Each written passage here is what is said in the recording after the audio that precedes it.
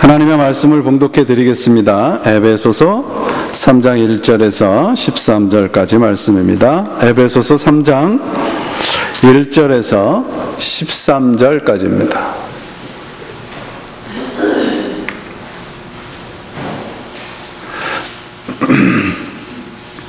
이러므로 그리스도 예수의 일로 너희 이방인을 위하여 갇힌 자 된 나 바울이 말하거니와 너희를 위하여 내게 주신 하나님의 그 은혜의 경륜을 너희가 들었을 터이라. 곧 계시로 내게 비밀을 알게 하신 것은 내가 먼저 간단히 기록함과 같으니 그것을 읽으면 내가 그리스도의 비밀을 깨달은 것을 너희가 알 수 있으리라.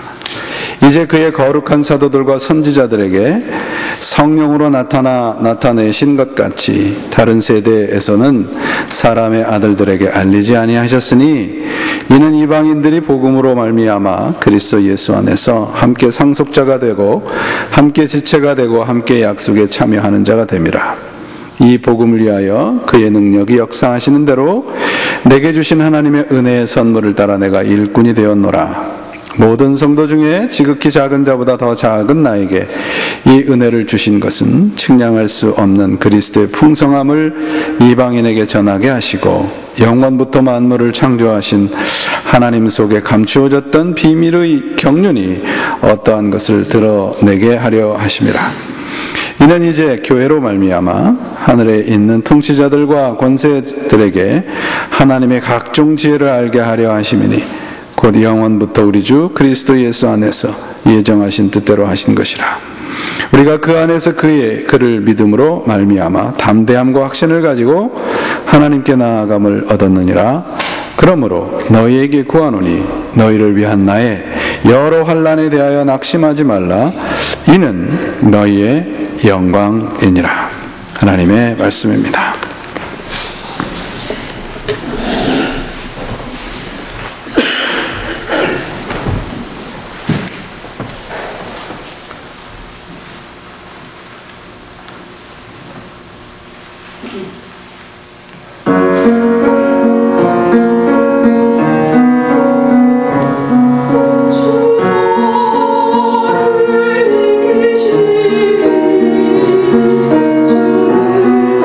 주를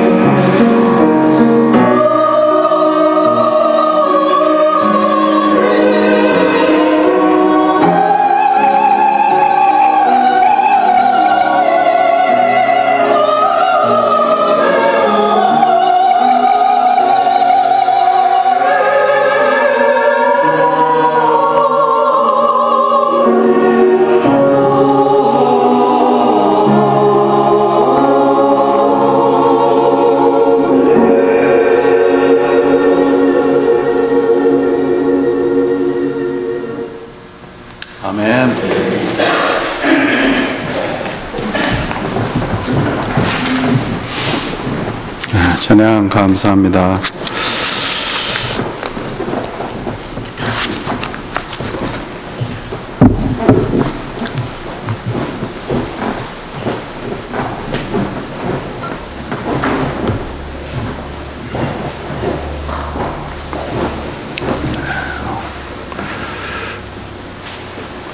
성가대 찬양이 우리 두몬테에서만 듣기 아깝죠? 여러분들 찬양대를 위해서도 늘 기도해 주시면 고맙겠습니다. 영국 교회에서 우리 영국 교회 성도들을 중심으로 해서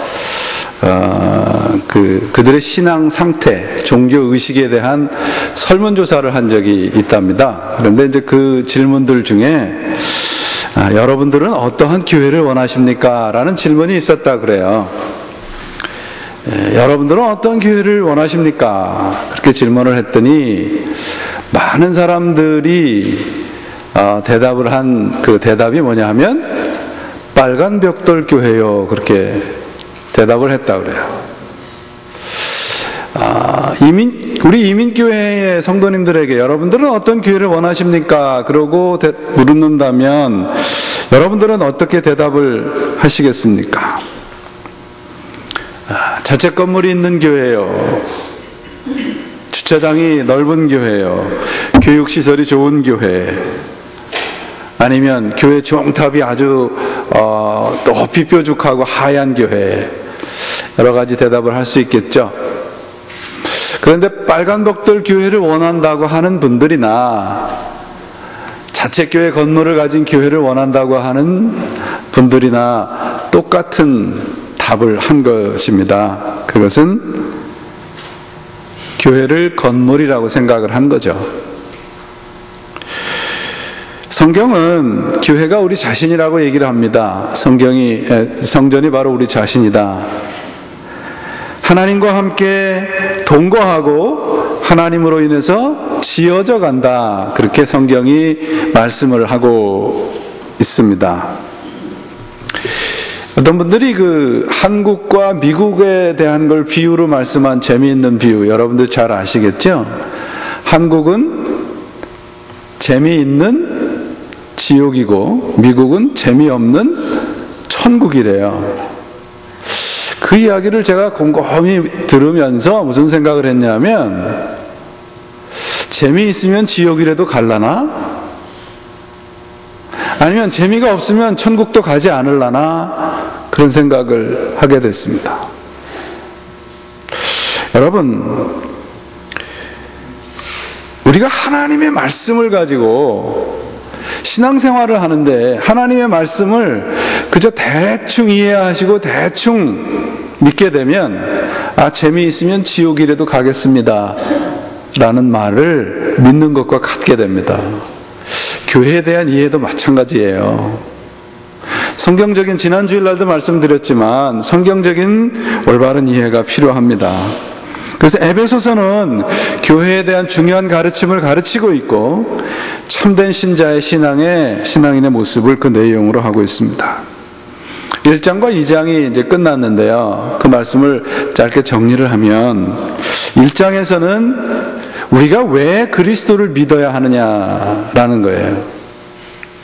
우리가 왜 그리스도를 믿어야 하느냐 그러면 하나님께서 그리스도 안에 모든 축복을 다 담아두셨기 때문이라는 겁니다. 우리에게 복을 주시는데 그리스도를 통해서 그리스도 안에서 우리에게 주신다는 겁니다. 그 복이 어떤 것인가 하면 하나님 우리를 택하시고 구원하시고 우리와 같은 죄인들을 용서해 주시고 우리를 자녀로 삼아 주시고 하나님의 그 하늘나라의 신비스러운 뜻을 깨달을 수 있는 능력을 주셨습니다. 그리고 무엇보다도 성령님을 선물로 주셨어요. 그리스도 안에서. 그래서 우리가 예수님을 그리스도로 믿어야 하는 것입니다. 그 1장의 내용이에요. 2장에 보면 그러면 우리는 그리스도 안에 있을 때와 있기 전에 어떤 사람이었나라는 거예요. 한마디로 우리가 그리스도를 만나기 전에는 허물과 죄로 죽어가고 있었던 진노의 자녀였다는 겁니다. Before and after가 완전히 다르잖아요. 예수님을 만나기 전에는 내 마음대로 내 욕망대로 살던 육신의 자녀, 진노의 자녀였습니다. 그런데 그리스도를 만나고 난 후에는 예수님의 십자가의 피로 우리가 거룩하게 된 후로는 하나님의 마스터피스, 작품이 되었다고 그랬어요. 그리고 더 나아가서 우리를 하나님의 자녀로 삼아주셨다는 겁니다.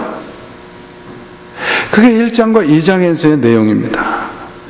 3장에서는 그럼 뭘 전하고 있는가 그러면 도대체 우리가 무엇이길래 이런 은혜를 받을 수 있느냐 그 말을 전하고 있습니다. 우리가 어떻게 이런 큰 은혜를 입을 수 있는가? 그 대답은, 사도 바울의 대답은, 성경의 대답은 그것은 바로 하나님의 은혜의 경륜 때문이다 라는 것입니다. 그래서 오늘은 이 하나님의 은혜의 경륜에 초점을 맞춰서 은혜를 나누려고 합니다. 경륜이란 말은 뭐 섭리, 경영, 결정 이렇게 번역이 됩니다. 하나님의 그 은혜의 경륜이란 결국 뭐냐 하면 우리 신자들을 향한 하나님의 은혜의 간섭, 섭리, 그분의 결정, 그분의 열심을 말합니다.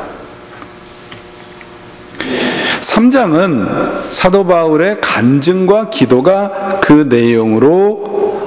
내용을 삼고 있습니다. 그래서 오늘 본문은 간증이에요. 그리고 13절 이후로부터는 사도 바울의 간절한 기도가 그 내용으로 되어 있습니다. 먼저 사도 바울이 뭐라고 간증을 하냐면 자기 자신은 그리스도의 포로된 자라고 말을 하고 있어요. 이 말씀 속에는 대단한 뜻이 담겨져 있습니다. 여러분, 에베소서는 어디에서 지금 쓰여지고 있나 하면 바울이 로마 옥중에 있을 때 쓴 글입니다. 그러면 우리는 보통 로마 감옥에 있는, 곧 로마 황제의 포로된 바울은 이렇게 써야 맞는 말이죠. 그런데 사도 바울은 뭐라고 얘기를 하고 있어요? 그리스도의 포로된 나 바울은, 그렇게 얘기를 하고 있어요. 엄청난 차이가 있잖아요, 여러분. 사도 바울은 지금 황제에게 굴복이 돼서 갇혀 있는 것이 아니라는 얘기를 하고 있습니다. 이 사실 하나만으로 2000년이 지난 로마는 지금 가지고 있는 것은 무엇입니까? 생명기 없는 그저 건물 몇 채 가지고 있을 뿐입니다. 그러나 로마 감옥에서 십자가에서 거꾸로 매달려서 순교를 당한 사도 바울은 지금 역사 속에 살아있지 않습니까? 무엇 차이입니까? 내가 그리스도의 포로된 자냐, 아니면 황제의 포로된 자냐, 이 고백이 차이를, 구별을 해줍니다. 사도 바울의 이 고백은 무엇인가 그러면 내 삶에서 일어나는 모든 것은 그리스도의 계획이다, 하나님의 계획이라는 고백을 하고 있습니다. 그러므로 우리가 신앙을 가지시고 무엇을 얼마나 이뤄놓았는지, 얼마나 큰 일을 했는지 그거 그렇게 중요하지 않습니다. 중요한 것은 내가 그리스도를 위해서 얼마나 많이 버렸느냐예요. 하나님은 내가 그리스도를 위해서 얼마나 많이 버렸느냐만 체크업하신단 말이에요. 그 사도 바울 스스로의 이 고백을 보면서 포로돼서 갇혀있다라고 하는 것은 결국 환난과 고난을 말을 하고 있지 않습니까? 그럼에도 불구하고 그 환난과 고난이 그리스도를 위한 것이라고 말을 하고 있어요. 그래서 오늘 본문의 내용을 보면 왜 그가 포로가 되었느냐? 내가 이방인의 복음을, 구원을 위해서 부름을 받은 사도라고 얘기하고 있습니다.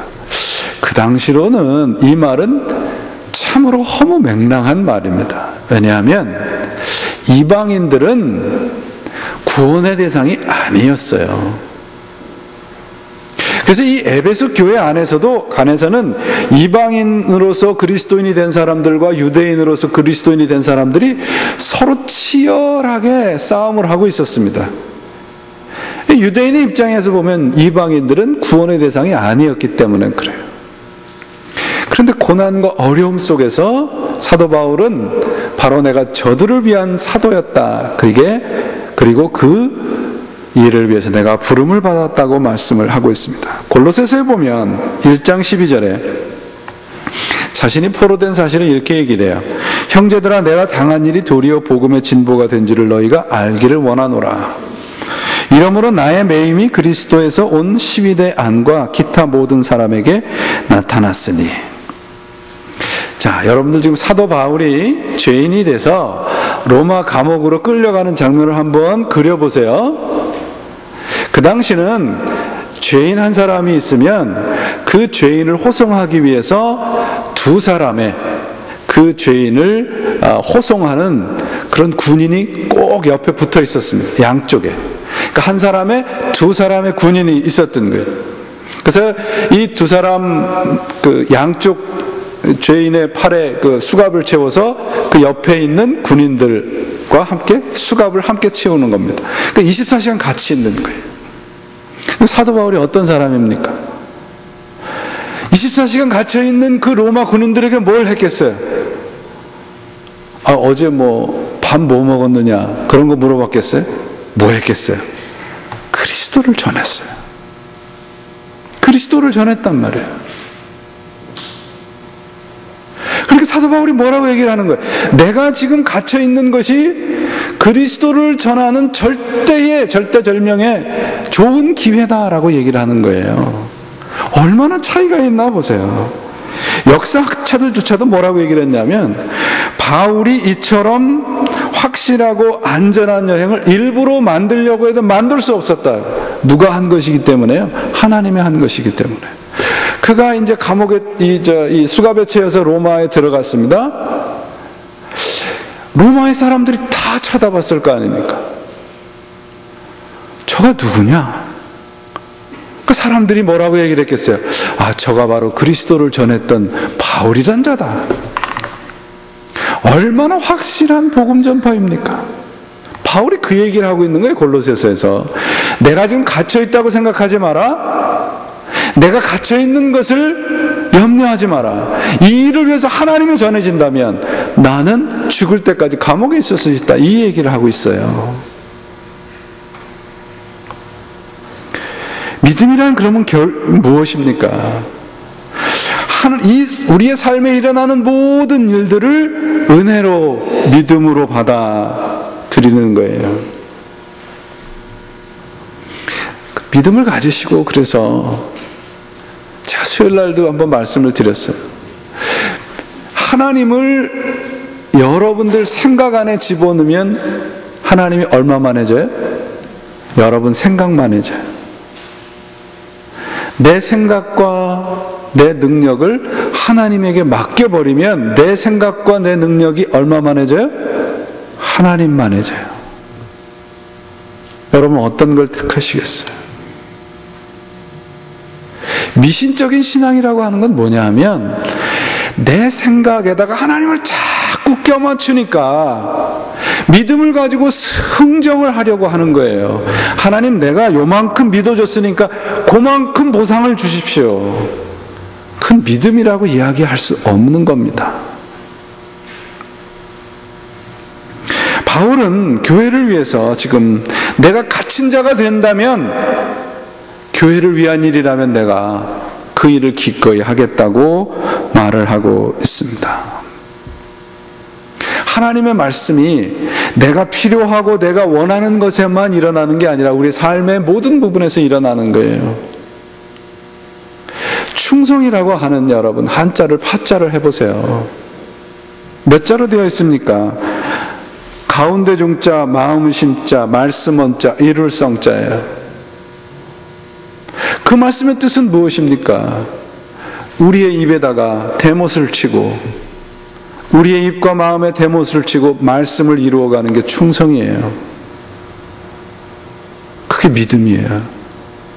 그러면 그런 믿음을 통해서 우리의 삶에 일어나는 모든 부분이 은혜로 변화된다, 그런 말입니다.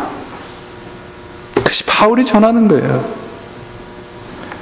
두 번째로는 사도 바울이 지금 자신이 비밀의 계시를 받았다고 얘기를 하고 있어요. 이 말씀을, 비밀의 계시에 대한 뜻은 자세하게 하려면 굉장히 많은 분량을 가지고 있습니다. 이 말씀의 뜻은 뭐냐면 내가 하나님께서 주신 것만 전한다, 그런 뜻이에요.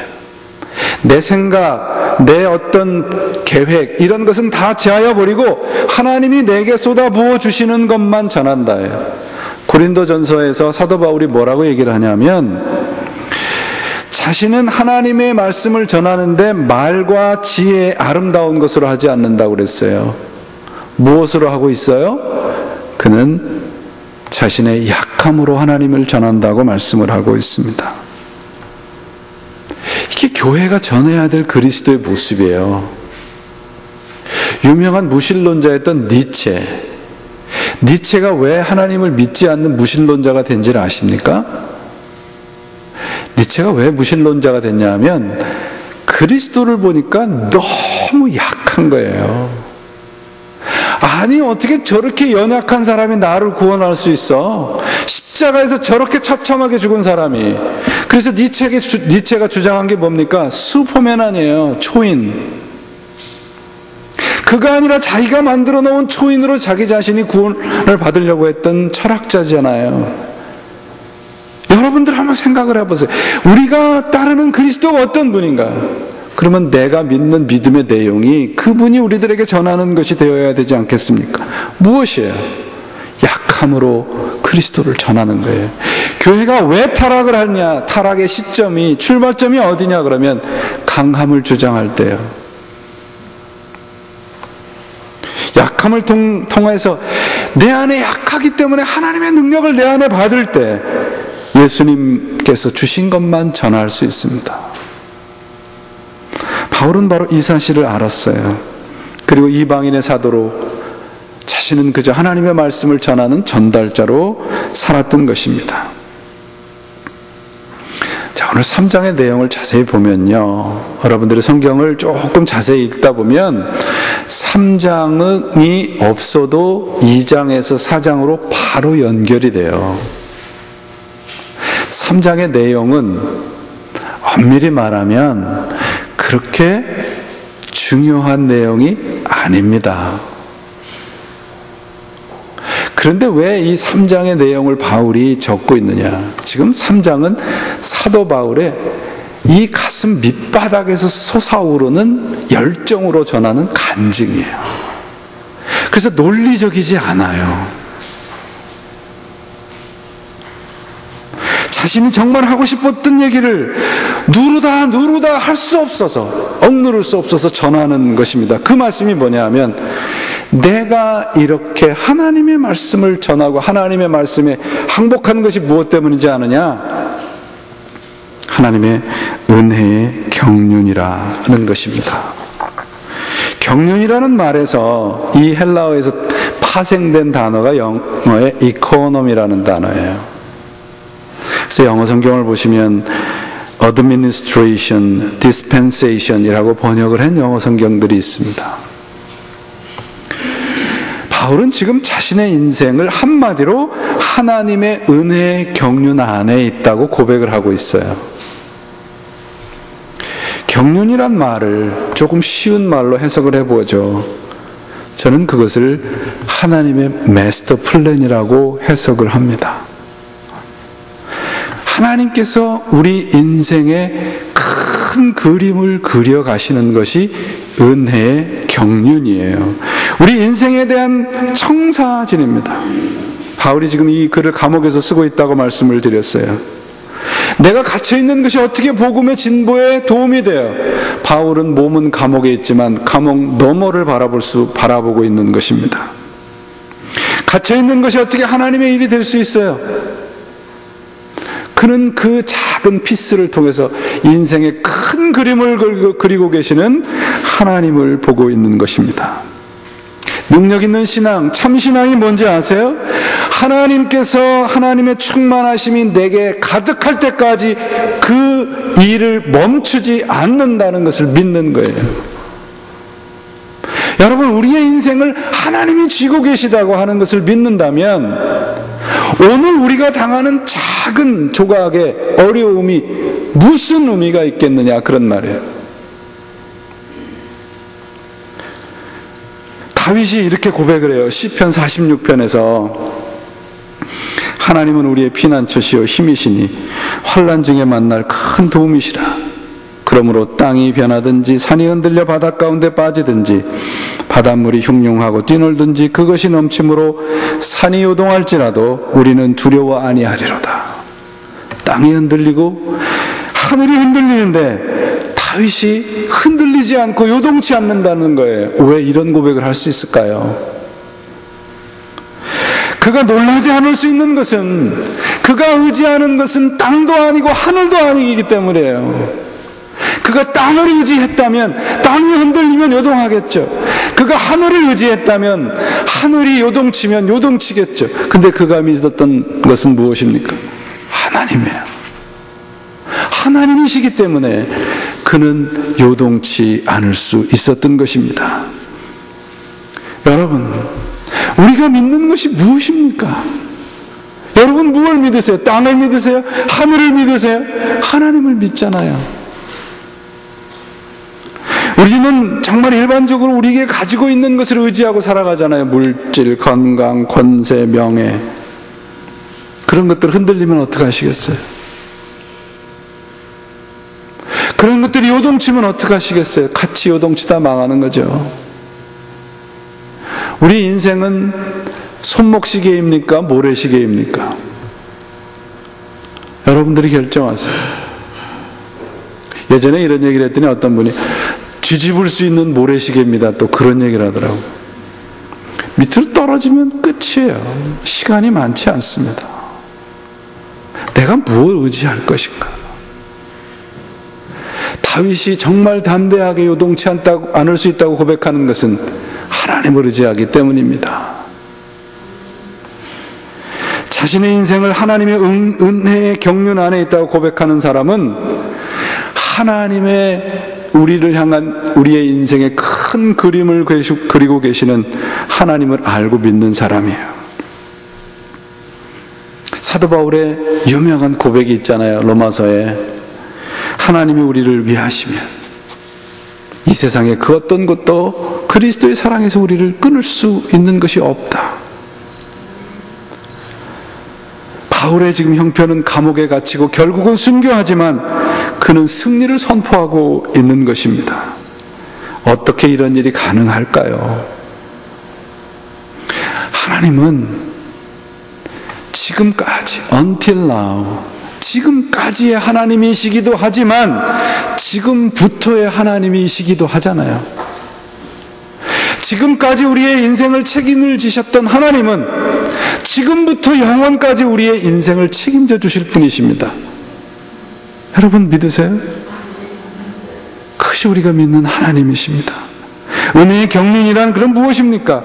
지금까지와 지금부터의 하나님을 선포하고 믿는 것입니다. 그 유명한 시인이 있던 타고르가 이렇게 고백을 했어요. 이렇게 시를 줬습니다. 기도를 합니다. 위험으로부터 벗어나게 해달라고 기도하지 말게 하옵소서. 위험에 처하여도 겁내지 말게 해달라고 기도하게 하소서. 고통을 벗게 해달라고 기도하지 말게 하시고 고통을 극복할 용기를 달라고 기도하게 하소서. 매일매일 우리 집안에 성공과 기쁨이 연속될 때에만 하나님이 자비하시다고 생각하지 말게 하시고 거듭되는 실패와 슬픔과 고통 속에서도 하나님이 내 손을 쥐고 계시다고 감사하게 기도하게 하소서. 로마서 8장 31절에 사도 바울이 고백합니다. 하나님이 우리를 위하시면 누가 우리를 대적하리요. 이게 하나님의 은혜의 경륜 안에 사는 사람의 모습이에요. 하나님이 나를 위하시면 이게 복음의 전부이지 않습니까? 이게 축복의 전부이지 않아요? 천지를 지으신 하나님이 나를 위하신다는데요. 무엇이 더 필요하세요? 우리의 신앙은 성공보다 실패가 많습니다. 그러나 우리의 신앙의 그 실패의 못남과 어리석음에도 불구하고 우리의 절망 한가운데서도 우리는 고백할 수 있습니다. 하나님, 당신이 나의 힘과 능력의 전부이십니다. 그게 은혜의 경륜의 사람입니다. 하나님은 이런 고백을 지금 내가 하지 못할지라도 결국은 하게 하실 분이세요. 그게 은혜의 경륜이에요. 그게 하나님이 우리를 향하신 하나님의 마스터 플랜이십니다. 하나님이 나를 위하시면 누가 나를 대적하랴. 하나님이 우리의 인생의 마스터 플랜을 갖고 계시다는 신자의 고백입니다. 사랑하는 여러분, 왜 사도 바울이 오늘 본문에서 이 경륜이라고 하는 특별한 단어를 사용했을까? 그것은 우리 인간의 머리로, 우리의 상식으로, 우리의 이해로, 우리의 혀로 표현과 설명이 불가능하다는 얘기예요. 무엇이요? 하나님이 우리를 향하신 은혜의 마스터 플랜이, 우리를 인도하시고 우리를 간섭하시는 하나님의 뜻을 우리가 어떻게 우리의 작은 입으로 설명할 수 있어요? 여러분들 아이들이나 여러분들 어렸을 때 퍼즐 맞추기 해보셨죠? 그 작은 퍼즐을 1500개, 2000개들 퍼즐을 한번 맞춰보시면 내가 지금 들고 있는 이 작은 퍼즐이 어디에 소용되는지, 무슨 그림인지 알 수 있습니까? 없습니다. 그러나 그것을 제자리에 하나 둘씩 맞춰가다 보면 그림이 보여요. 그리고 그것이 완성이 되면 이것이 바로 이 그림이었구나. 우리 인생이 그렇다는 말입니다. 우리가 지금 오늘 있는 자리에서 묵묵히 하나님의 자녀로 살고 있으면, 또 살아내면 내일 아니면 모레 그 인생의 그림이 조금씩 보입니다. 어떻게 알 수 있어요? 믿음으로 알 수 있습니다. 바울은 설명할 수 없으니까 그걸 계시라고 말하고 비밀이라고 말을 하는 것입니다. 은혜의 경륜, 하나님의 마스터 플랜은 무엇인가요? 그러면 승리입니다. 그리스도 안에서의 부활이요, 십자가를 통한 부활이요, 십자가를 통한 영원한 생명입니다. 우리 교회가 어떤 공동체인가요? 우리의 인생에 마스터 플랜을 갖고 계시는 하나님이 은혜로 그 그림을 우리와 함께 그려가신다는 것을 선포하는 공동체가 우리 교회라는 공동체입니다. 오늘보다는 내일, 내일보다는 모레, 올해보다는 내년에 하나님의 그 마스터 플랜이 무엇인가를 선명하게, 조금 더 선명하게 보여주는 공동체인 것입니다. 오늘 우리는 이 조각을 들고 있습니다. 여러분, 이 조각이 실패일 수도 있어요. 이 조각이 고난일 수도 있습니다. 내가 쥐고 있는 이 조각이 성공일 수도 있어요. 그리고 슬픔일 수도 있습니다. 불행일 수도 있습니다. 그러나 그 조각을 제자리에 채워 넣으면 하나님의 은혜의 사람의 마스터 플랜의 그림이 완성돼 가는 거예요. 우리가 해야 할 일은 무엇입니까? 하나님, 이 조각을 좀 바꿔주세요. 불평하는 것이 아니라 그 조각을 제자리에 묵묵히 채워가는 것입니다. 그것이 교회요. 그것이 우리가 가지고 있는 그리스도의 안에서 살아가는 사람의 신자의 모습입니다. 우리의 할 일은 오늘 내 손에 쥐어진 이 조각을 열심으로 묵묵히 제자리에 채워 넣는 것입니다.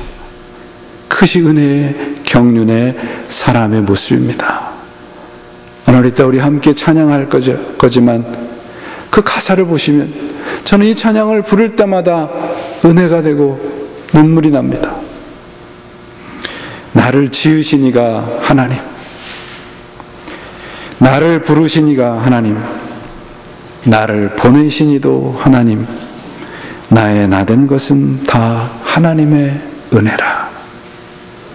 이 찬양을 진정으로 부를 수 있을 때 우리의 인생의 큰 그림을 오늘도 그려가고 계시는 하나님과 동행하는 진정한 축복이 바로 여러분의 것이 될 것임을 믿으시고, 그러한 축복의 삶을 오늘도 살아가셔서 주님께서 부활의 아침에 우리들에게 보여주실 우리 인생의 마지막의 그림에 소망을 잃지 않고 살아가시는 여러분들이 되시기를 주님의 이름으로 축원을 드립니다.